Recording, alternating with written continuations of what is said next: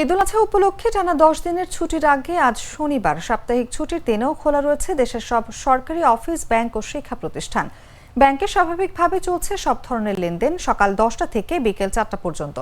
সরকারি অফিস খোলা থাকছে বিকেল 5টা পর্যন্ত। তবে অতীত অভিজ্ঞতায় দেখা গেছে ছুটির দিনে অফিস খুলেও উপস্থিতি থাকে তুলনামূলক কম।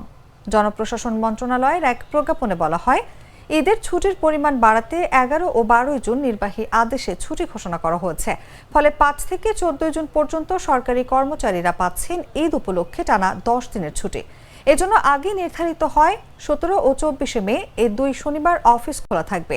চাঁদ দেখা সাপেক্ষে আগামী 7 জুন পালিত হবে পবিত্র ঈদুল আজহা। এই উৎসব নির্বিঘ্ন করতে নেওয়া হয়েছে দীর্ঘ ছুটির ব্যবস্থা, যার আগে চলছে কার্যদিবসের সমন্বয় প্রক্রিয়া। এই ঈদে জামা জুতো অ্যাক্সেসরিজের ডিসকাউন্ট।